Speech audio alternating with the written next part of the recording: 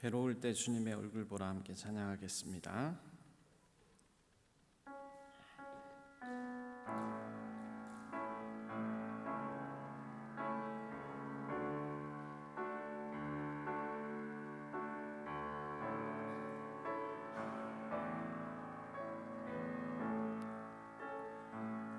괴로울 때 주님의 얼굴 보라, 평화의 주님 바라보아라.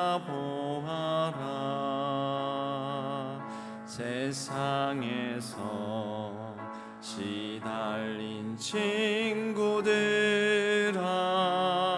위로의 주님 바라보아라.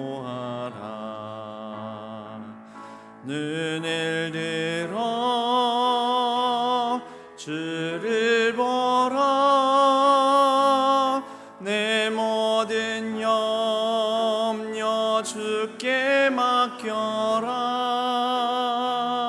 슬플 때에 주님의 얼굴 보라, 사랑의 주 안식 주리라.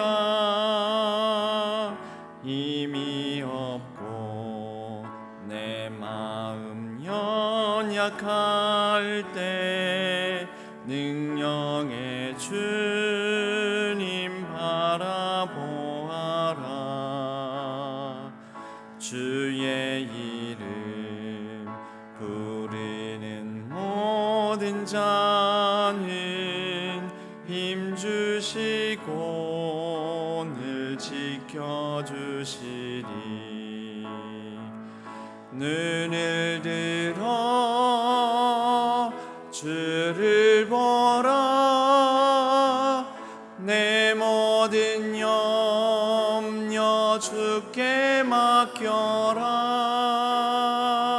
슬플 때에 주님의 얼굴 보라, 사랑의 주님 안식 주. 눈을 들어 주를 보라, 눈을 들어 주를 보라, 내 모든 염려 주께 맡겨라. 슬플 때에 주님의 얼굴 보라, 사랑의 주님 안식 주리라. 다 같이 기도하며 하나님께 가까이 나가겠습니다. 합심하며 기도할 때 우리가 주님의 얼굴 바라보며 주님께서 주시는 평안을 온전히 누리는 하루가 되게 해달라고, 이제 가을 추수를 맞이하는 시기에 내리는 이 많은 비가 단비가 될지 아니면 마지막 추수하기 직전에 이것이 결실하는데 해를 미칠지 우리는 알지 못하지만 모든 농부의 마음을 하나님께서 평안케 하여 주시고, 또 우리 모든 가정들 위에 하나님께서 이 가을에 이 모든 내리는 비가 단비로 작용할 수 있도록 은혜 더하여 달라고, 우리가 주님을 바라보며 나아가는 이 하루 가운데 하나님 주시는 평안을 온전히 누리게 해달라고 우리 다 같이 주여 한번 부르짖고 간절히 합심하여 기도하겠습니다.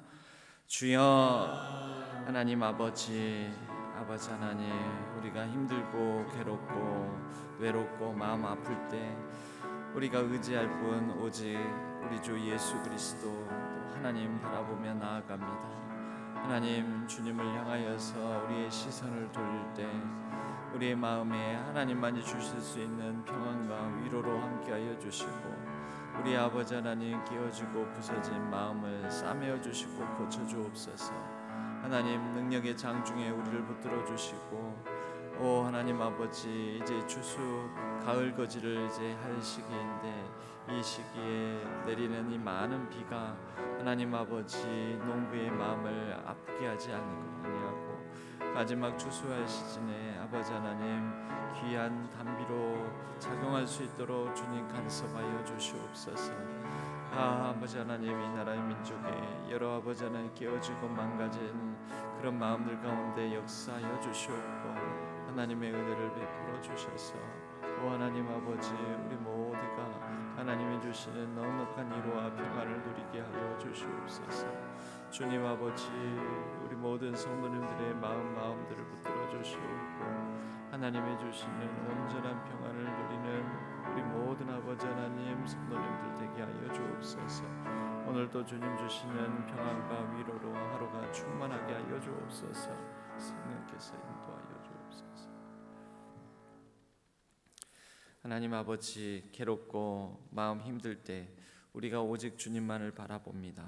주님을 향하여 시선을 돌릴 때 하나님만이 주시는 위로와 평안으로 우리의 마음을 채워 주시옵소서. 오늘 하루도 이 하루의 삶을 하나님 손에 온전히 의탁하옵고 또 많은 비가 내리는 이 기상의 일기 조건들도 하나님 손에 맡깁니다.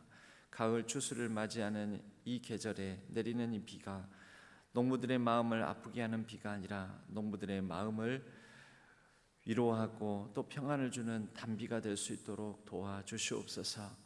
비 피해를 입는 가정들이 없게 하여 주시고 이 땅에 많은 사람들이 하나님 주시는 평안을 온전히 누리게 하여 주시옵소서. 우리의 각 가정과 자녀 손들을 붙들어 주시고 지켜 보호하여 주옵소서. 하나님께서 수험생들 위해 은혜를 베풀어 주시고 그 각 가정들마다 하나님께서 주시는 마지막 주시는 능력과 힘으로 잘 견뎌내고 좋은 결실을 맺게 하여 주시옵소서. 오늘 하루도 하나님을 바라보며 십자가에 달려 우리를 위하여 생명까지 다 내어주신 우리 주 예수 그리스도를 바라봄으로 승리하는 하루가 될 수 있도록 도와주옵소서. 평안의 주님, 우리를 위로하시는 주님을 향하여 우리의 전심을 드리고 하나님 주시는 마음으로 넉넉히 우리에게 주시는 하루의 삶을 잘 감당케 하여 주옵소서. 의지하옵고 우리 주 예수 그리스도의 이름으로 간절히 기도하옵나이다. 아멘. 오늘 하나님께서 저희에게 주시는 말씀은 열왕기하 10장 1절에서 17절까지의 말씀입니다. 열왕기하 10장 1절에서 17절까지의 말씀,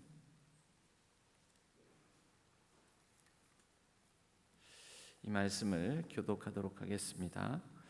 아합의 아들 70명이 사마리아에 있는지라 예후가 편지들을 써서 사마리아에 보내서 이스라엘 귀족들 곧 장로들과 아합의 여러 아들을 교육하는 자들에게 전하니 일렀으되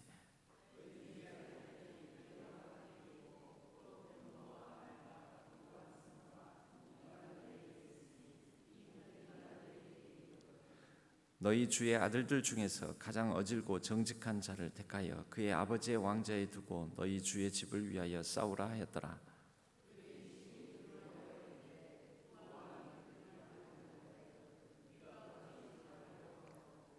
그 왕궁을 책임지는 자와 그 성읍을 책임지는 자와 장로들과 왕자를 교육하는 자들이 예후에게 말을 전하여 이르되 우리는 당신의 종이라. 당신이 말하는 모든 것을 우리가 행하고 어떤 사람이든지 왕으로 세우지 아니하리니 당신이 보기에 좋은 대로 행하라 한지라.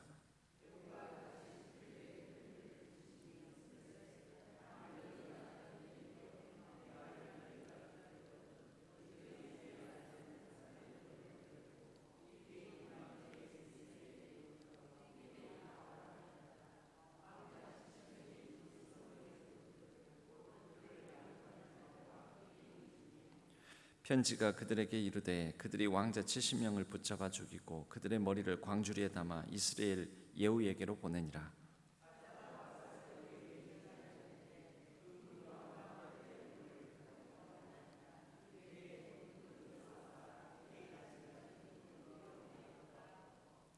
이튿날 아침에 그가 나가서서 뭇 백성에게 이르되 너희는 의롭도다. 나는 내 주를 배반하여 죽였거니와 이 여러 사람을 죽인 자는 누구냐?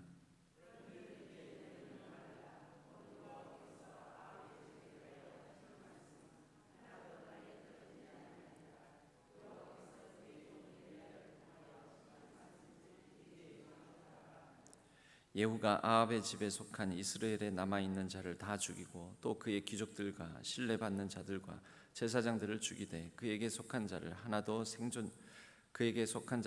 생존자를 남기지 아니하였더라.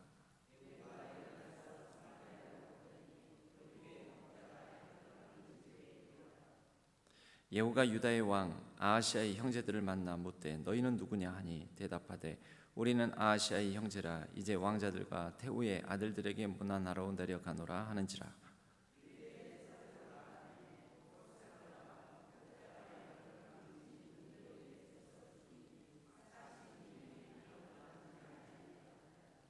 예후가 거기에서 떠나가다가 자기를 맞이하러 오는 레갑의 아들 여호나답을 만난지라. 그의 안부를 묻고 그에게 이르되 내 마음이 네 마음을 향하여 진실함과 같이 네 마음도 진실하냐 하니 여호나답이 대답하되 그러하니이다. 이르되 그러면 나와 손을 잡자. 손을 잡으니 예후가 끌어 병거에 올리며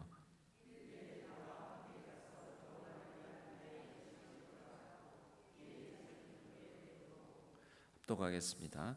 사마리아에 이르러 거기에 남아 있는 바 아합에게 속한 자들을 죽여 진멸하였으니 여호와께서 엘리야에게 이르신 말씀과 같이 되었더라. 아멘. 이것은 하나님의 말씀 열왕기하의 말씀입니다. 세 번역으로 한 번 더 읽도록 하겠습니다. 아합의 아들 70명이 사마리아에 살고 있었다. 예후가 편지를 써서 사본을 만들어 사마리아에 있는 이스라엘의 관리들과 원로들과 아합의 아들들을 보호하고 있는 사람들에게 보냈다.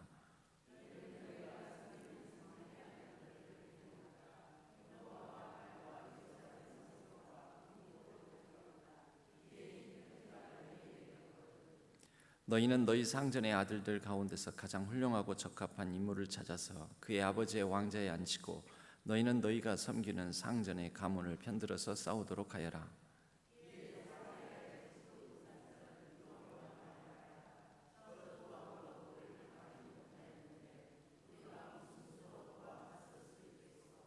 그리하여 왕가를 지키는 사람들과 성읍을 다스리는 사람들과 장로들과 왕자들을 보호하는 사람들이 예후에게 다음과 같은 전가를 보냈다.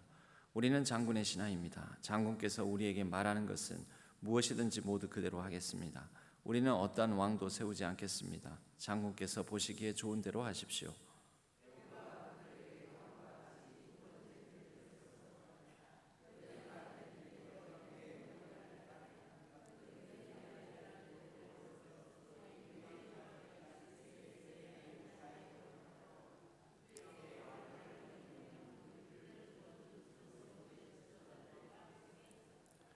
편지가 성읍의 지도자들에게 전달되자 그들은 그 왕자들을 잡아서 70명을 모두 죽인 다음에 그들의 머리를 광주리에 담아서 이스라엘에 있는 예후에게 보냈다.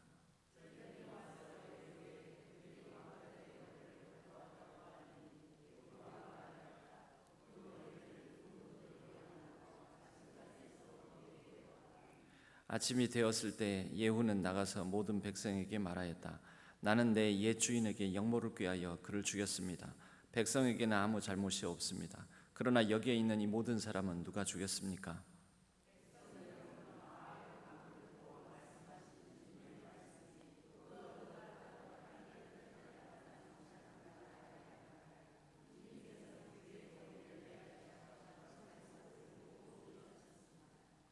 그런 다음에 예후는 이스라엘에 남아있는 아합 가문에 속한 사람을 모두 쳐 죽였다. 또 아합 가문의 관리들과 친지들과 제사장들을 하나도 남기지 않고 모두 죽였다.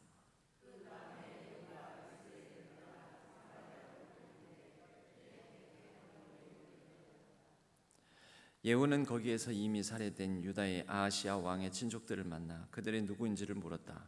그들이 대답하였다. 우리는 아하시아의 형제들로서 이세벨 왕후와 왕자들과 왕의 친족들에게 문안을 드리러 내려왔습니다.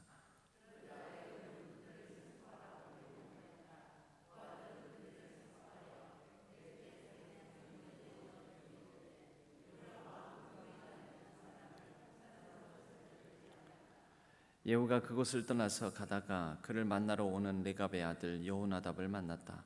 예후가 그에게 안부를 물으며 말하였다. 내가 그대를 진심으로 믿듯이 그대도 그러하오? 그러자 여호나답이 그렇다고 대답하였다. 예후는 그렇다면 손을 내밀라고 하였다. 그가 손을 내미니 그를 수레에 올라오게 하였다.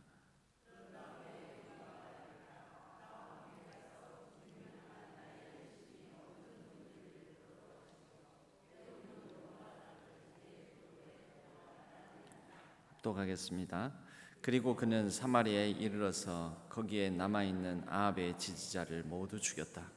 이 모든 것은 주님께서 엘리야에게 말씀하신 대로 이루어진 것이다. 아멘. 이것은 하나님의 말씀, 열왕기하 10장의 말씀입니다. 오늘은 이 말씀을 가지고 과유불급이라는 제목으로 말씀의 은혜를 나누겠습니다. 이 과유불급이라는 말이 있습니다. 지나치면 아니 미친 것보다도 못하다. 너무 지나친 것을 경계하는 그런 말입니다. 오늘 예후는 분명 하나님의 뜻을 실행하는 그런 역할을 하고 있습니다. 하나님의 뜻은 뭐냐면 아합 가문에 대한 심판을 이미 엘리야 선지자 때부터 예고하셨습니다. 아합 가문의 죄악이 너무 크고 중하였기 때문에 그렇습니다. 그리고 북이스라엘의 이후의 역사에서도 북이스라엘의 악행과 죄에 대해서 말씀하실 때면은 꼭 이 아합 가문, 아합의 죄, 아합의 길이라고 표현하시면서 이 악의 대명사로서 아합과 이세벨을 이후의 말씀들에도 언급을 하게 됩니다. 그러니까 이 악을 심판하는 역할을 집행하면서 역할을 감당하면서 예후는 분명 하나님 편에 서서 일을 하고 있다고 봐야 할 것입니다. 하지만 우리가 늘 이 예후와 같은 실수를 할 수 있는 그런 또 가능성을 우리는 오늘 말씀 본문에서 살펴보아야 됩니다. 어떤 예후와 같은 실수가 어떤 거냐면 분명히 하나님의 뜻을 엄정하게 집행하고 실행하고 있지만 그 가운데 하나님을 향한 이 온전하고 신실한 열심이라고 착각하면서 사실은 자신의 욕망을, 자신의 욕심을, 자신의 마음에 있는 어떤 뜻을 하나님의 이름으로, 하나님의 뜻으로 포장해서 실행할 수도 있는 위험성을 이 예후를 비롯해서 우리 모두는 다 가지고 있다라는 것입니다. 오늘 보면 먼저 1절에서 아합의 아들 70명이라고 합니다. 여러분, 아합의 아들, 한 왕의 아들이 70명이 되었다. 이 조선 시대에 제대로 된 이 왕의 아들 왕의 이 어떤 이 핏줄을 보지를 못해 가지고 자손을 보지 못해서 그래서 이 왕위를 제대로 잇지 못하는 왕들도 조선 왕조 28명의 왕 중에 몇 명이 있었습니다. 이 마지막 왕이라고 할 수 있는 이 순종의 경우에도 아들을 갖지를 못했습니다. 뭐 여러 가지 이야기가 있지만 여튼 자신의 친자식이 없어서 그래서 이 순종이 마지막 왕이 되고 그리고 조선 황실은 대가 끊겼다고도 볼 수가 있습니다. 그런데 아합의 아들이 70명이다. 여러분, 이 뜻이 뭐냐면 이미 이 열왕기하 10장에서도 아합의 죄, 아합 가문의 죄를 고발하고 있다고 볼 수가 있는데요. 70명이나 되는 아들을 두려면 아내가 한 명일 리가 없죠. 왕후가 한 명일 리가 없습니다. 왕후가 여러 명이었다라는 거죠. 그러니까 아합의 아내 그 유명한 이세벨 말고도 여러 왕후들이 있었다라는 거죠. 여러 왕후들을 왜 두었겠습니까? 아합 때에 상당히 북이스라엘이 번영을 구가했습니다. 뭐 나라 내적으로는 영적으로 신앙적으로 매우 혼탁하고 하나님의 분노를 살만했지만 그러나 대외적으로는 상당히 안정된 그런 번영을 구가하고 있었는데 그 이유가 어디에 있냐면 혼인 정책으로 말미암아 당시의 혼인 정책, 이방 나라의 이 공주들, 이방 나라의 유력한 그런 권력자들, 이방 나라와 더불어서 혼인으로 이렇게 관계를 맺습니다. 그러면 결국은 이런 방식으로 인해서 이방 나라의 부강한 나라와 더불어서 안정적인 외교, 이것은 곧 국방과 안보에 영향을 미치게 되는 거죠. 그래서 부강한 나라를 이루는 것입니다.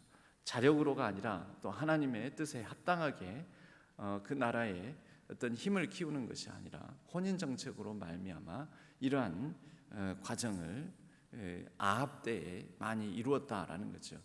이런 아합이 이런 식으로 나라를 튼튼하게 했던 그 원죄는 어디에 있냐면 솔로몬에게 있습니다. 솔로몬은 그의 아내들, 그 왕비와 정식 왕비와 또 빈 첩들까지 해가지고 약 1000명에 달하였다, 이렇게 얘기를 하지 않습니까? 그 많은 혼인들을 통해서 솔로몬은 그때 당시에 이스라엘의 최전성기, 최고 정점을 찍는 그런 부강한 나라를 이룰 수 있었다라는 거죠. 그러나 이것은 하나님 보시기에 매우 악한 일이었고, 그로 말미암아 이 여러 이방인 아내들을 두게 되면 이방인 아내들을 통해서 많은 우상을 들여올 수밖에 없었고, 그 이방인 아내를 통해서 딸려오는 여러 식구들이 있었지 않겠습니까?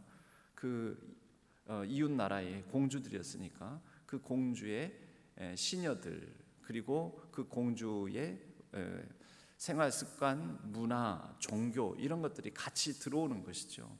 그래서 이 아합 때에 신앙적으로는 가장 혼탁한 모습을 보였던 것입니다. 그리고 그로 말미암아 아들도 70명이나 있었다라고 성경이 말하는데, 이 성경이 보통 아들이라고 하면 직계 아들을 말하기도 하지만 아합의 아들들, 그러니까 아들의 아들들까지, 손자들까지도 아들의 범위에 넣습니다. 그러니까 이렇게 많은 자손을 두게 된 것은 아합으로서는 왕실 입장에서는 왕실을 어떤 든든하게 하는 그런 좋은 버팀목이 됐을지도 모르지만, 하나님 보시기에는 매우 악한 일이었다라는 거죠.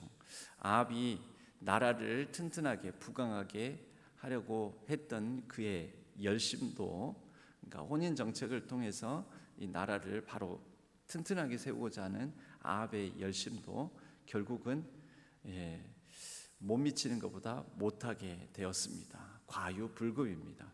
그래서 이 아합의 아들들을 그대로 남겨두면 에훗 입장에서는, 예후 입장에서는 상당히 후한, 자신에게 우왕거리가 될 거였습니다. 그래서 자신의 이제 북이스라엘 왕을 죽이고 또 남유다 왕을 죽이고, 그렇게 해서 자신의 권력 기반을 튼튼히 하기 위해서는 자신이 죽인 그 왕들의 왕실의 왕자들, 가족들을 그대로 내버려 둬서는 안 되는 거죠.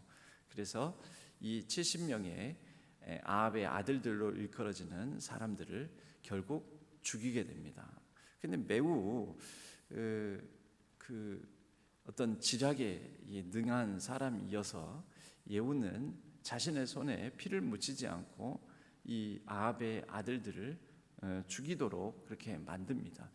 아합의 아들들 70명을 양육하고 키우고 가르쳤던 아합의 신하들, 그 신하들에게 편지를 써서 그들 중에 가장 똑똑한 사람을 왕으로 세우고 이 북이스라엘의 왕을 죽인 나와 대항하게 만들어라.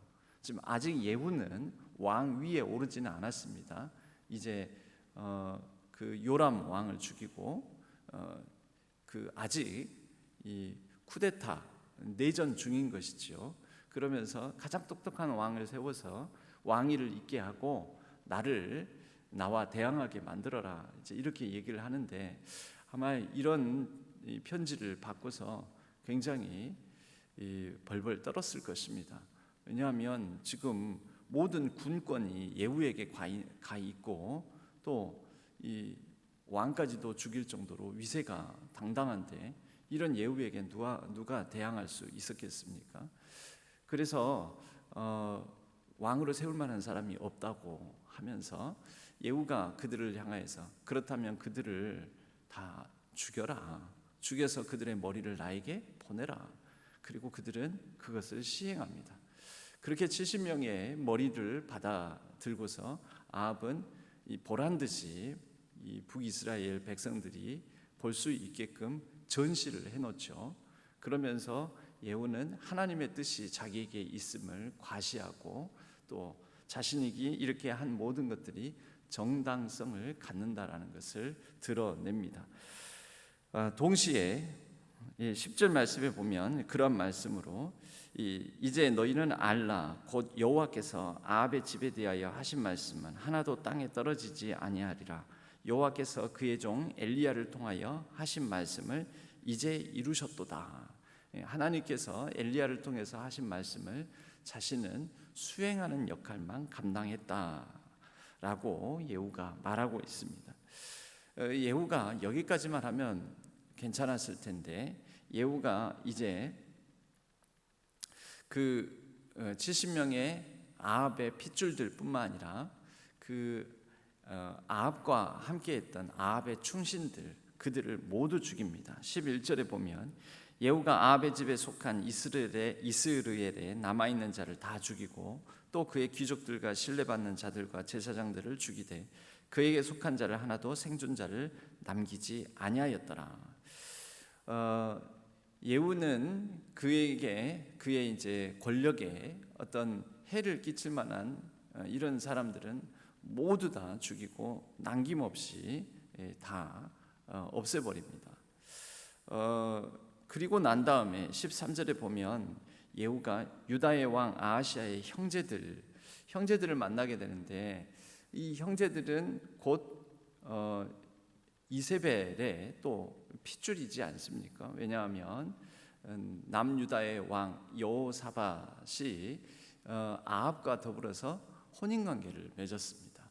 그러니까 여호사밧의 아들에게 아달랴라는 이세벨의 딸을 혼인시켜 가지고 그 자녀들이 바로 지금 이 예후가 만나는 아하시아의 형제들입니다. 그렇게 해서 이세벨의 딸을 통해서 태어난 아들이 아하시아고 아하시아의 형제들도 바로 이런 아합 가문의 핏줄이라고 볼 수가 있는데 이들에 대해서도 예후는 그대로 남겨두지 아니하고 다 죽여버립니다. 14절에 보면 목자가 양털 깎는 집 웅덩이 곁에서 죽이니 42명이 하나도 남지 아니하였더라. 예후가 결국 아합과 이세벨의 이 피가 섞인 그런 왕족들은 북이스라엘의 왕족들이나 남유다의 왕족들이나 다 깡그리 죽여버리는 것이지요. 거기에 더해서 이제 예후는 자신의 이런 피의 보복 후환이 될 만한 사람들을 다 죽이는데 가장 신앙적이고 금욕적인 삶을 산다라고 하는 레갑의 자손들, 레갑의 아들 여호나답을 만나서 그도 동참시킴으로 하나님을 향한 자신의 열심, 하나님의 심판을 실행하는 역할을 같이 수행하도록 만듭니다.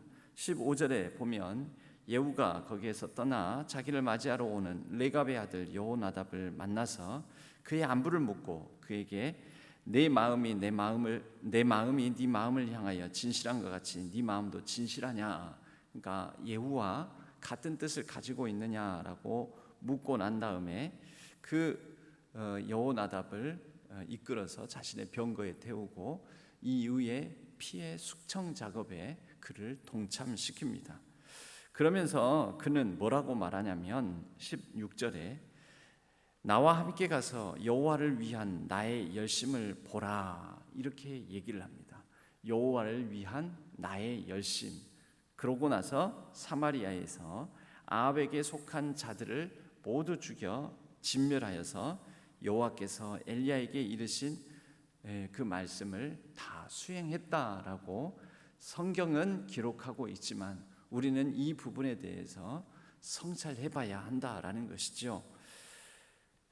도를 넘어서 예후가 자의적인 심판을 하고 있지는 않은지, 여러분, 하나님의 뜻이 있고 내 뜻이 있습니다.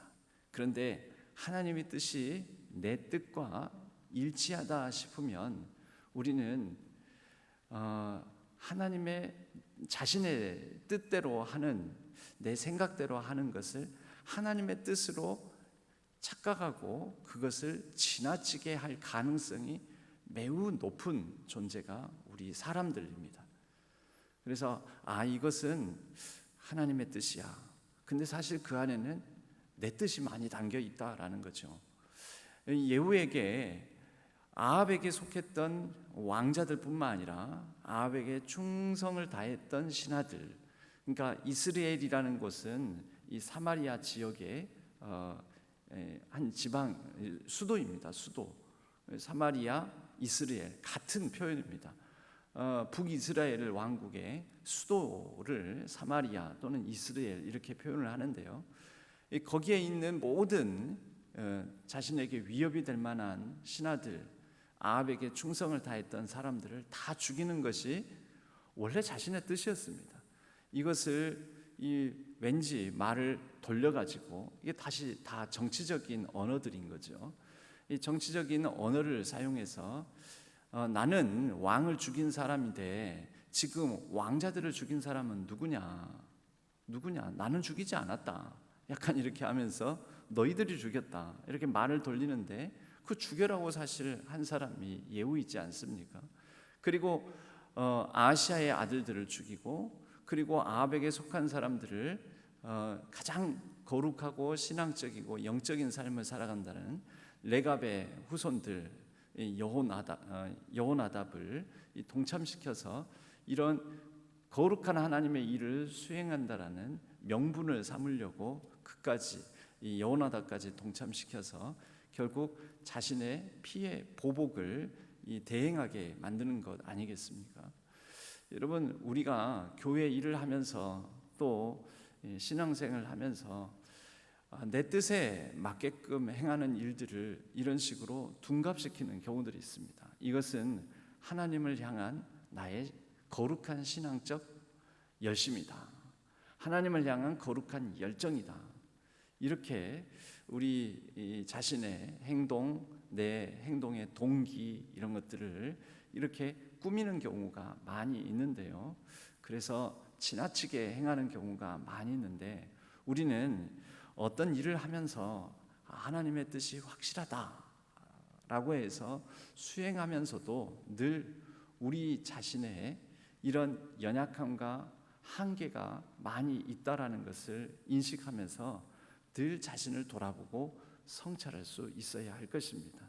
그래서 하나님 앞에 하나님, 내가 지금 내 열심으로 하면서 하나님을 향한 여호와의 열심, 하나님의 뜻에 합당하게 행하고 있다라고 착각하고 있지는 않은지 내 자신을 돌아봅니다. 하나님, 내가 내 마음을 잘 지킬 수 있도록, 그래서 지나치게 행하지 않도록 내 마음을 붙들어 주옵소서. 이렇게 말씀에 거울에 자신을 비추어서 우리 자신을 성찰하는 일을 게을리하지 않도록, 왜냐하면 부패하기 쉬운 게 우리 마음이고 우리는 우리 마음을 하나님께 그렇게 늘 의탁하면서 성찰하지 아니하면 한계선을 넘어서 지켜야 될 선을 넘어서서 과유불급 아니한 것보다도 못하는 상황에 처하기가 일수이기 때문에 그렇습니다. 그래서 우리에게 주어진 삶 가운데 예후가 범한 이러한 잘못 실수를 행하지 않도록 거룩한 것을 내 욕망으로 더럽히지 아니하도록, 그래서 하나님께서 명하신 그 뜻에 어떤 경계선을 넘어서는 일이 없도록 늘 우리 자신을 하나님 손에 맡기고 또 하나님 손에 붙들려서 우리의 지켜야 될 그 본분을 잘 지켜나가는 그러한 신실한 거룩한 정직한 삶을 살아가는 우리 신안의 모든 성도님들 되시기를 주님의 이름으로 간절히 축복합니다. 우리 함께 찬양하겠습니다. 신실하게 진실하게 거룩하게 살게 하소서. 함께 찬양하겠습니다.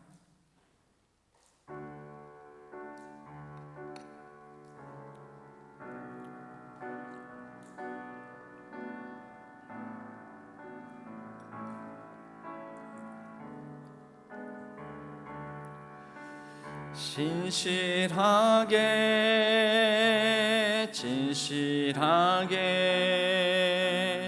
거룩하게 살게 하소서. 진실하게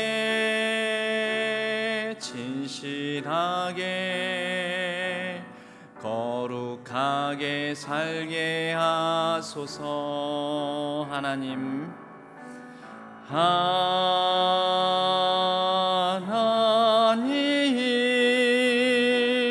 나의 마음 만져주소서. 하나님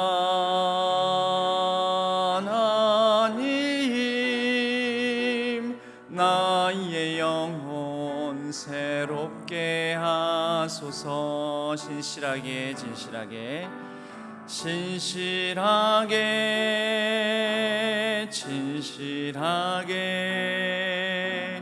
거룩하게 살게 하소서.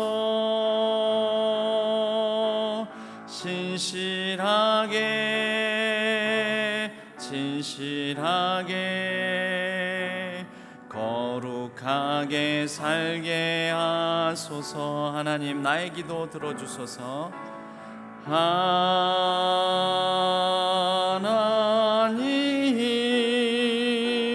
나의 기도 들어주소서. 하나님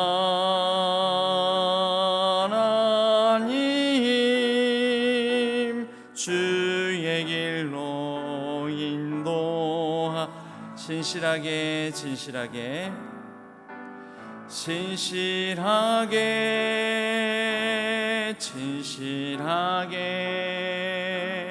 거룩하게 살게 하소서.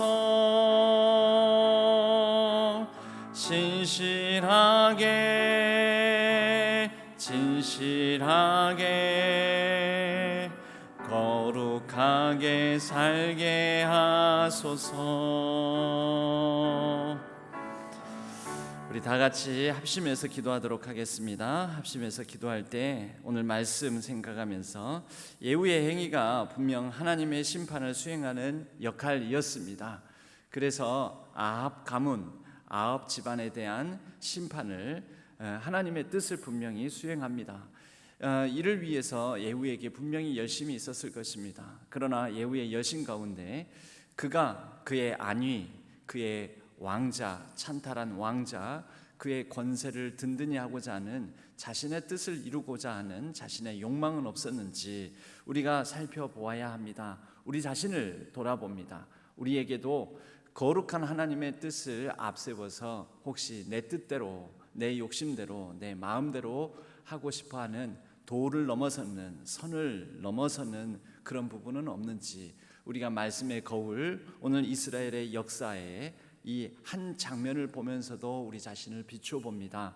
우리가 신실하고 진실하고 거룩하게 정직하게 하나님의 말씀에 그 선을 넘지 아니하고 하나님의 뜻에 합당하게 살아가는 우리의 삶이 되게 해달라고, 또한 그러한 하루가 되게 해달라고, 우리의 말, 우리의 행동, 우리의 모든 언행을 통하여서 오직 하나님의 거룩함이 드러나게 해달라고 우리 다 같이 주여 한번 부르짖고 간절히 합심하여 기도하신 이후에 자유롭게 기도하시다가 자유롭게 귀가하시도록 하겠습니다. 주여 하나님 아버지 하나님, 오늘 또 이 예후의 도를 넘어선 하나님의 심판의 대행을 보면서 우리가 우리 자신을 살펴봅니다. 우리도 하나님의 뜻을 행하고 있다고, 내가 하나님의 열정, 하나님의 열심에 사로잡혀 있다고 생각하면서 우리가 아버지 하나님 혹시 경계선을 넘어서 말씀의 도를 지나쳐서 우리가 행하고 있지는 않은지, 예후의 길로 우리가 또한 감으로 우리 또한 혹시 하나님의 화를 자초하여 하나님의 진노와 분노를 사게 되지는 않을지, 우리 자신을 늘 말씀의 거울에 비춰보며 이스라엘의 이 역사의 한 장면에 우리의 자신을 비춰보며 우리가 아버지 하나님, 하나님의 말씀 안에 거하고 하나님의 품 안에 거하고 하나님의 뜻 안에 거하기를 원합니다. 하나님 아버지, 우리가 하나님의 말씀을 따라서 선을 넘지 아니하고 지나치게 행하지 아니하고 오직 신실하고 진실하고 거룩한 삶을 살아갈 수 있도록 도와주시옵소서. 우리의 힘만으로는, 우리의 마음만으로는, 우리의 결단만으로는 하기 힘드오니 성령 하나님께서 우리를 붙드셔서 우리가 아버지 하나님 말씀에 도를 넘어설 때에는 제지하여 주시고 우리를 막아주시고 우리를 아버지 하나님 경계하여 주시옵소서. 주님 아버지, 우리의 오늘 하루의 삶을 통하여서도 하나님의 거룩함이 드러나고 하나님의 영광을 드러내기를 원합니다. 오직 하나님의 이름을 드높이며 하나님의 이름이 거룩히 여김을 받을 수 있도록 우리가 오늘 하루에 언행을 삼가 조심하며 하나님 앞에 나아가게 하여 주시옵소서.